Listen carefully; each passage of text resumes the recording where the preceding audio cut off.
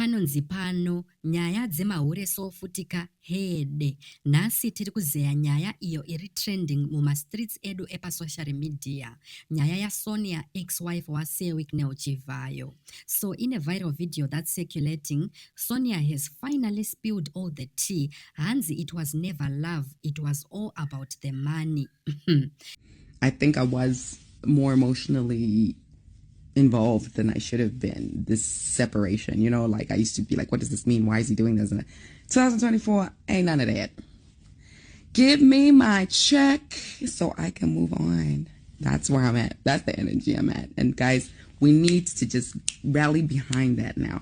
Settlement, so that he can move on freely with his life. Imagine this. She was clever enough to give Wicknell vana vaviri, you know, the leverage nema benefits.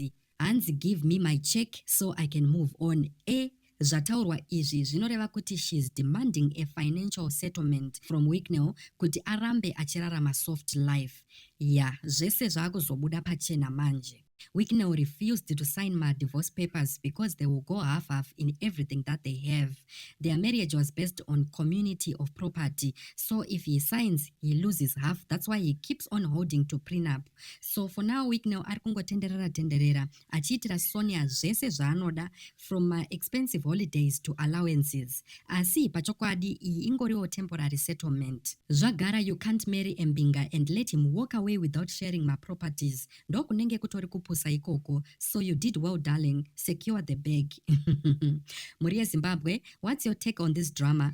Right ya Sonja here kupiwa mari neupfumi hwese uhu kana kuti ari kungotamba nesimbi? Tipeiwo maonero enyu. What would you have done if you were in this position? Waidyawo bag here or just walk away?